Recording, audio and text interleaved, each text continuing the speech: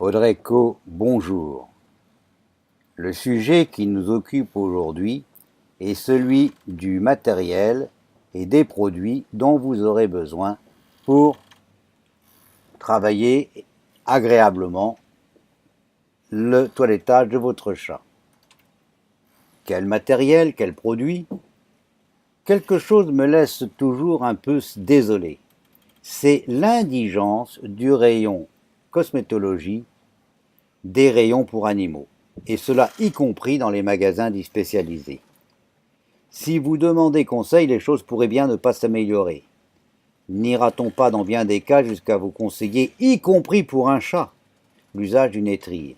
Un appareil, comme vous le savez maintenant, totalement inapproprié, inutilisable et sans aucune utilité.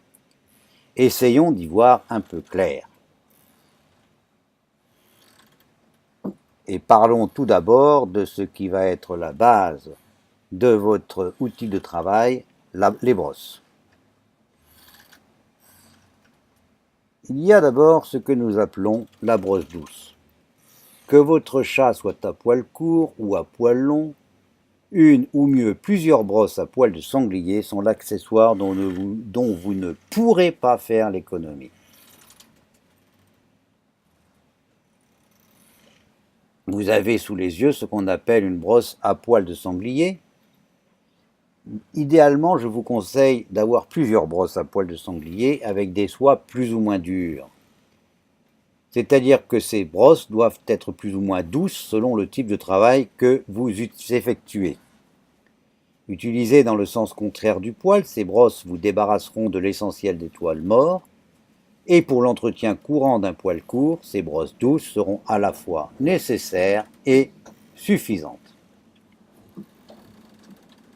Quand ce ne sera pas le cas, vous serez amené à utiliser ce qu'on appelle une brosse mixte. Une brosse mixte, c'est ce que vous avez sous les yeux, une soie centrale synthétique entourée d'une touffe de soie naturelle. Ça ressemble d'ailleurs au follicule pileux, un poil central long et dur entouré d'une touffe de poils plus courts, et ici des soies naturelles. C'est pas mal ces brosses-là, elle vient très bien compléter la batterie de brosses douces. Suivant le type de travail que vous avez à faire, c'est souvent la brosse douce risque de ne pas arriver assez fin parce que précisément les soies sont trop souples et donc finalement peu efficaces. Là, vous avez une brosse un peu plus dure, sans être cependant dure, et qui permet un bon résultat. Un accessoire dont vous pourrez difficilement faire l'économie. Vient ensuite ce que nous appelons la brosse à picot. Pourquoi brosse à picot? Eh bien parce que précisément sur un manchon souple, vous avez des picots souples. Les brosses précédentes sont parfaites pour les poils courts ainsi que pour les poils longs bien entretenus. Mais pour un poil long moins bien soigné, elles se révéleront souvent insuffisantes. Il faudra quelque chose d'un peu plus énergique et il faut donc prendre une brosse à picot. Attention, n'utilisez que des brosses à picot d'excellente facture, c'est-à-dire des brosses montées sur une sole très souple, conférant au picot une grande souplesse. Écartez sans hésiter les modèles dont les picots sont trop rigides. Votre but, encore une fois, n'est pas d'arracher le poil, mais de faire sortir de celui-ci ce qui est indésirable. Et pour cela, je le rappelle, il est nécessaire que les picots présentent une certaine souplesse pour pouvoir s'effacer devant les nœuds. Quelquefois, les brosses ne seront pas suffisantes. Il faudra passer à des peignes. Voyons quelques exemples de peignes. Vous avez sous les yeux ce qu'on appelle un peigne à débourrer. Quand le poil est long et moins entretenu, les brosses se révéleront impuissantes.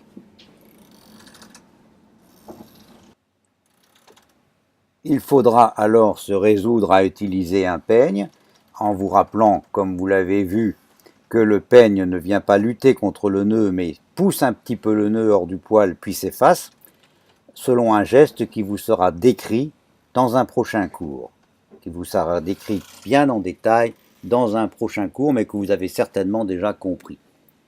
On commence en général quand on utilise un peigne par un peigne à dents longues, comme celui que vous avez sur les yeux, qui permet d'aller réellement à fond de la fourrure et assez espacé pour éviter d'arracher de manière intempestive. Attention, ces peignes-là sont un petit peu chers. Méfiez-vous des copies chinoises, trop bon marché, qui ne résistent pas à l'eau et d'ailleurs même pas au poil. Si bien qu'on a l'impression que ce n'est pas le peigne qui peigne le chat, mais le chat qui peigne le peigne. Il y a moins de dents sur le peigne à la fin qu'au début. Donc méfiez-vous de ces copies-là. À ce sujet, voici un excellent peigne que vous avez, qui est aussi un peigne à débourrer, un peigne américain. Il est absolument excellent. Il ne peut arriver qu'une seule chose à ce peigne, c'est qu'on vous le vole. Il est absolument indestructible. Le mien, je l'ai depuis au moins 35 ans. Ce peigne présente l'avantage de la robustesse. Malheureusement, il coûte malgré tout un certain prix. Quelquefois, des dents aussi larges ne suffiront pas. Il faudra passer à ce qu'on appelle un peigne à démêler. Souvent, les peignes démêlés se présentent avec deux rangées, enfin avec des dents d'espacement inégal, comme vous avez là. Vous avez à gauche des dents plus espacées, à droite des dents moins espacées. Eh bien, on choisit le côté qui semble convenir au type de poil que l'on travaille. Voilà, c'est ce qu'on appelle un peigne à démêler. Il existe enfin ce qu'on appelle des peignes à défriser. Ce peigne aux dents plutôt rapprochées peut se révéler très utile pour certaines finitions. Par exemple, il sera de nature à faciliter le séchage d'un poil roi. De même, le sous-poil d'un poil ras est souvent très fin et il peut être difficile de s'en débarrasser avec une brosse. En finition, ce peigne pourra vous y aider. À éviter en principe pour un poil long, ou plus précisément pour les régions d'un poil long où le poil est réellement long, a priori vous risquez d'arracher inutilement.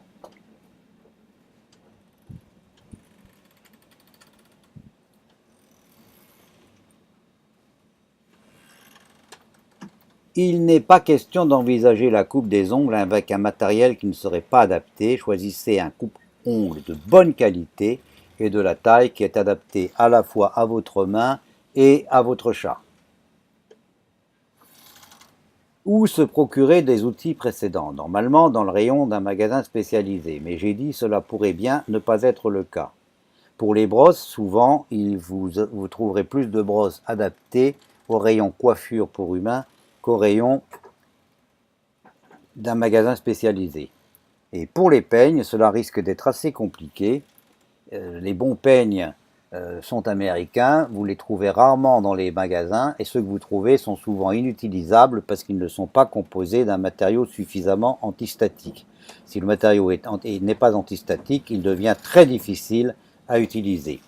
Vous pouvez faire des recherches sur Internet ou encore nous consulter, nous pourrons éventuellement vous donner des conseils. Si par malheur cela devenait nécessaire pour vous d'avoir à tondre votre chat, il vous serait absolument nécessaire de vous adresser à un professionnel. Acheter une tondeuse et investir le temps nécessaire à apprendre à vous servir d'une tondeuse n'aurait aucun sens si vous voulez viser l'entretien normal de votre chat. Vous allez le tondre une fois par an, ça ne vaut pas la peine d'acheter une tondeuse et ça ne vaut pas la peine d'apprendre à tondre. À ce moment-là, passez par un professionnel, mais le mieux étant évidemment que cet accident ne vous arrive jamais. Pas besoin de tondeuse, mais en revanche, vous aurez à coup sûr besoin de séchoir. Est-il besoin de le rappeler? Le séchoir doit vous permettre de conserver vos deux mains disponibles. J'ai dit donc que certains appareils sont munis d'embouts fixes, d'embouts flexibles, que l'on peut tenir sous le bras et par conséquent orienter en mobilisant le haut du corps. C'est une technique que je connais très bien pour l'avoir pratiquée ou subie pendant des années. Le système n'est cependant pas sans inconvénients et le premier d'entre eux est l'inévitable déperdition d'une part au moins du débit d'air disponible. Les séchoirs montés sur potence et facilement orientables dans tous les sens sont certainement préférables. Voici sous vos yeux un séchoir professionnel sur roulette réglable en hauteur et facilement orientable à demande. L'image ci-contre vous présente donc un modèle de séchoir idéal réglable en hauteur, facilement orientable dans toutes les directions. Vous voyez bien que c'est un séchoir et non pas un pulseur, parce que c'est un moteur. Vous voyez bien que la taille du moteur, c'est donc un moteur avec une grosse turbine qui donc fournit un air à basse pression. L'air est obtenu à partir d'une turbine tournant relativement lentement et produisant par conséquent un air idéal pour ce type de travail. Dans le tuyau de sortie d'air de ce genre d'appareil, vous allez trouver en général une résistance. Bon, il faut que cette résistance soit réglable. Vous savez maintenant que l'air chaud est l'ennemi du pelage. Choisissez la position minimale.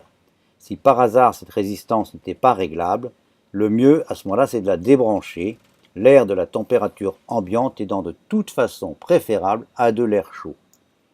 Cela dit, soyons francs, un tel appareil est un appareil professionnel conçu à l'usage des professionnels. Il coûte donc un certain prix. La question se pose de savoir si un tel investissement se justifie dans le cas de l'entretien d'un seul chat. Notons en effet que la surface du pelage à traiter reste malgré tout relativement modeste. Voilà pourquoi je vous présente ici un séchoir non professionnel de coiffure, mais avec une potence facile à régler dans tous les sens. Le séchoir doit pouvoir laisser les deux mains libres. Pourrait-on se contenter de travailler à partir d'un simple séchoir de graphie, d'un simple séchoir grand public comme celui que vous avez sous les yeux? La réponse est donc oui, mais à deux conditions. Condition numéro 1, il faut qu'il y ait une potence permettant facilement son orientation comme vous l'avez là. Là, on peut mettre le séchoir dans tous les sens comme on veut. Mais deuxième point très important, il faut que l'on puisse régler la température de l'air sortant en maximum. L'air produit par les séchoirs pour humains étant systématiquement distribué à des températures beaucoup trop élevées pour un usage rationnel sur les animaux, si vous ne pouvez pas régler la température ou débrancher la résistance, considérez ce séchoir comme dangereux et inutilisable pour les animaux. Je vous ai conseillé d'avoir un aspirateur à eau plutôt que des serviettes. L'aspirateur à eau ne vous fait pas seulement gagner un temps considérable tout en économisant la corvée fastidieuse des serviettes, il vous facilite en outre les opérations de nettoyage. Il en existe désormais dans tous les magasins de bricolage pour des prix extrêmement raisonnables. Je vous ai plusieurs fois parlé de l'eau pure. Comment vous procurer de l'eau absolument pure, chimiquement pure, pour le dernier rinçage de votre chat? La méthode la plus simple est d'acheter cette eau dans les grandes surfaces. C'est ce qu'on appelle dans les grandes surfaces de l'eau déminéralisée. Enfin, d'autres solutions peuvent être envisagées. Sachez que par exemple les aquariophiles doivent disposer de quantités relativement significatives d'eau pure. Un magasin pour aquariophiles doit absolument mettre à la disposition de sa clientèle une telle eau. Vous pouvez d'ailleurs vous-même vous en procurer dans un tel magasin. Dans ce cas, l'eau est produite à partir d'un phénomène dit de l'osmose inverse, et c'est pour ça qu'on parle d'eau osmosée. Le magasin aquariophile de votre quartier, voilà normalement un autre lieu disponible pour vous procurer de l'eau pure. Une autre solution maintenant, c'est que vous pouvez décider de produire cette eau vous-même. Il vous suffit de vous procurer un petit osmoseur, en principe prévu pour les aquariophiles, pour un investissement devenu tout à fait raisonnable et qui vous épargnera définitivement la corvée de porter des bouteilles. Vous avez sous vos yeux un osmoseur domestique. En haut, tout au moins en haut sur l'image, c'est l'osmoseur. En dessous, vous avez les pré-filtres avec une pompe pour cet appareil. Vous pouvez en outre utiliser l'eau produite pour vos appareils ménagers, notamment votre fer à vapeur. Enfin, rien ne vous empêche, et je vous conseille de le faire, d'utiliser cette eau pour procurer à vos propres cheveux un ultime rinçage. Vous serez sidéré de l'extraordinaire effet que vous obtiendrez. Vous constaterez la richesse de l'effet produit qui viendra compléter, voire remplacer, celui de vos meilleures crèmes de rinçage. Cela dit, si ça vous paraît trop frais, ou pour vous, ou pour votre chien, ou votre chat, par exemple en hiver, vous pouvez tiédir légèrement cette eau, mais attention là encore, ne pas tiédir à l'excès. Encore une fois, je termine, préférez toujours une eau un peu fraîche, excellente pour la cuticule, à une eau trop chaude. Passons maintenant à la question des produits. Et commençons par ce que disent les fabricants. Si vous écoutez les fabricants et les vendeurs, ils seront unanimes. Il ne faut pas utiliser pour les animaux que des produits prévus pour les animaux. Et ils ont pour cela un argument qu'ils estiment imparable, le pH. Leur raisonnement est le suivant. Le pH, pour tout simplement potentiel d'hydrogène, de la peau du chat est différent de celui de la peau humaine. Et le pH des produits doit correspondre au pH des peaux respectives. Donc ce qui convient aux uns ne peut pas convenir aux autres. Vous ne pouvez pas, d'après les fabricants, utiliser un produit pour humains parce que le pH des chats n'est pas le même que le pH des humains, ça tombe un peu sous le sens. Combien de milliers, de millions de personnes de bonne foi ont-elles été abusées par ce raisonnement, qui est en réalité l'une des plus fabuleuses fumisteries de l'industrie de ces produits. Vous pourriez, pour vous amuser, poser la question de la valeur de ce fameux pH. Vous verrez que vous auriez beaucoup de surprises, y compris si vous amusez à faire des recherches sur Internet, vous verrez que ce soit pour les humains ou pour les chats, et aussi pour les chiens, on peut trouver à peu près toutes les valeurs. Mais il se trouve que cela même n'a strictement aucune importance, parce que le problème n'est pas là. D'abord, personne n'a jamais démontré qu'il y aurait le moindre inconvénient à utiliser des produits dont le pH serait différent de la peau de l'être vivant auquel il serait destiné. Et heureusement, parce que ce n'est tout simplement jamais le cas. Ce qui compte en effet, et c'est cela que les fabricants ne vous disent pas, ce n'est pas le pH du produit utilisé, mais le pH du mélange au produit qui sera réellement en contact avec la peau. Or, ce pH final dépend du volume respectif des constituants de ce mélange, avec par conséquent une nette victoire de l'eau sur tout shampoing ou crème. En effet, si vous diluez le shampoing 5 ou 10 fois, eh bien, le pH de l'eau sera 5 ou 10 fois plus important que le pH du shampoing, et ce qui sera sur le chien, eh bien, ce sera un pH qui sera en fait le pH de l'eau. Pas la peine de vous fatiguer à tenir compte du pH du shampoing. Et d'ailleurs, si cet argument avait une valeur quelconque, l'avantage serait incontestablement à l'eau osmosée. Il faudrait, si on tenait compte de cet argument, n'utiliser que de l'eau osmosée pour les animaux. En effet, l'osmose de l'eau fait toujours baisser la valeur de son pH. En clair, les fabricants de produits auraient pu imaginer toutes sortes d'arguments pour défendre une meilleure adaptation de leurs produits, mais certainement pas celui du pH. C'est le plus mauvais argument qu'on puisse utiliser parce qu'il est chimiquement faux. Voilà pourquoi partez la conscience tranquille et choisissez vos produits comme vous l'entendrez. D'ailleurs, mes 45 ans d'expérience vont dans ce sens. J'ai utilisé pour les animaux des produits pour animaux et des produits pour humains avec des succès dans tous les cas.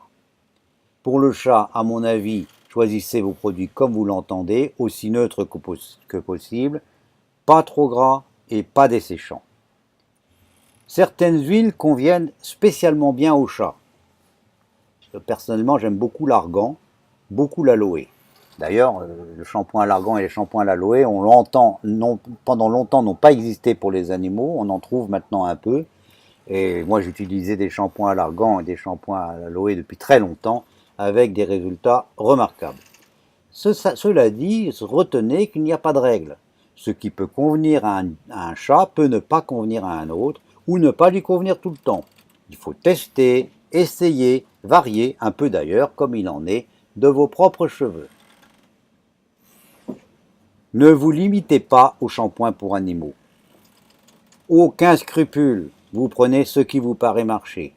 Ce qui vous paraît marcher, ce qui ne veut pas dire, je précise, qu'il faille à tout prix éviter, éliminer systématiquement de vos essais les shampoings pour animaux. Certains peuvent se révéler excellents, mais simplement, ce que je dis, c'est que le pH n'a rien à voir à l'affaire.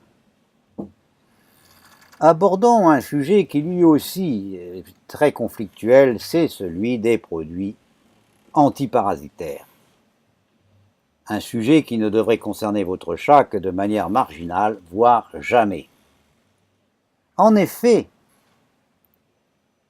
ce sera encore plus vrai, c'est-à-dire que votre chat n'aura jamais de puce, si vous avez la sagesse de ne pas vous laisser influencer par les sirènes malhonnêtes de l'industrie alimentaire, sirènes malheureusement relayées par nombre de commerçants vétérinaires, et que vous nourrissez votre chat normalement, c'est-à-dire avec une alimentation strictement naturelle. Avec une alimentation naturelle, les défenses immunitaires naturelles du chat n'auront pas subi d'affaiblissement malheureux et les puces ne seront pas sur votre chat. Bien entendu, mes petits conseils citrons ont eux aussi joué un rôle positif. Bon, cela dit, tout peut arriver, y compris qu'un beau jour votre chat ne vous fasse la surprise de vous révéler qu'il est porteur de puces ou d'autres parasites, comme les tiques par exemple. Mais attention, là encore, n'écoutez pas les bruits à la mode et sachez que tous les produits antiparasitaires, je dis bien tous, sont avant tout des poisons. Une seule explication au fait qu'ils tuent les petites bêtes sur votre chat et semble épargner celui-ci, le dosage. Mais cela pourrait tuer votre chat à un dosage plus fort. Bon, une petite dose de poison à l'occasion dans sa vie, votre chat s'en remettra. Mais si cette administration devenait plus habituelle, nul doute qu'il n'en serait pas de même. Or, c'est exactement ce qui se passe avec certains produits qui en réalité pénètrent dans l'organisme, ce qui est typiquement le cas des dosettes à poser sur la peau. Cette présence permanente et donc suffisante pour tuer des parasites ne peut manquer de devenir nuisible pour leur porteur et c'est effectivement ce qui finit par se produire. Cette remarque valant pour les colliers dits antiparasitaires qui ont en outre l'inconvénient non seulement d'être fort laids, mais de nuire très sérieusement au pelage maintenu à leur contact. Ajoutons qu'on ne devrait jamais laisser un collier à un chat quand ce dernier est sans surveillance, car les occasions de s'étrangler en s'accrochant avec ce collier, quelques saillants malencontreux, ne manquent pas dans les habitations. Or, sachez-le, tous ces produits sont parfaitement inutiles et n'apportent des bienfaits qu'aux personnes qui les fabriquent ou qui les commercialisent. Bien entendu, il n'est pas question de laisser des puces ou des tiques sur votre chat, mais de nombreux produits naturels feront déguerpir les unes et les autres de manière tout aussi efficace, mais sans apporter de nuisance aucune, ni à votre animal, ni à l'environnement. Cela dit, il est certain que la manière la plus rapide de débarrasser un animal de parasites externes est le bain avec produits adaptés. Mais encore une fois, nul besoin pour cela d'utiliser des poisons, nombre de produits naturels feront tout aussi bien l'affaire.